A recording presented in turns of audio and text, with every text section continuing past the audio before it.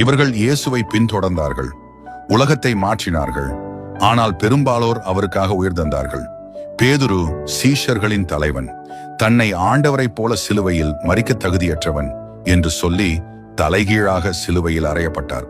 அந்திரேயா கடற்கரை அருகே எக்ஸ் வடிவ சிலுவையில் கட்டப்பட்டார். இறக்கும் வரை இயேசுவை பற்றி அறிவித்தார்.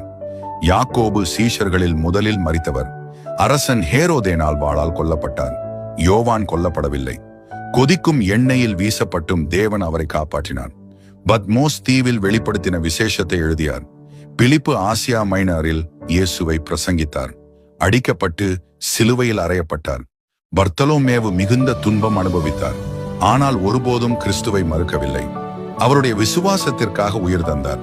மத்தேயு எத்தியோப்பியாவில் ஜெபத்தில் மண்டியிட்டபடியே வாளால் கொல்லப்பட்டார்.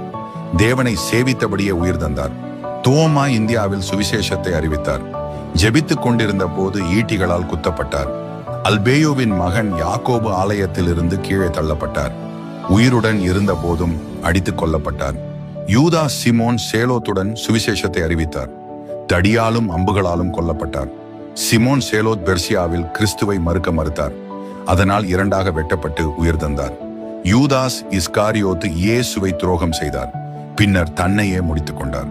இவர்கள் பொய்க்காக மரிக்கவில்லை, உயிர்த்தெழுந்த இயேசுவை பார்த்ததால் உயிர் தந்தார்கள். கர்த்தாவே, சீஷர்களைப் போல நமக்கும் உறுதியான விசுவாசம் தாரும். ஆமேன். இயேசுவை இந்த அளவிற்கு விசுவாசமாக பின்தொடர முடியும் என்றால் கமெண்டில் தெரிவியுங்கள்.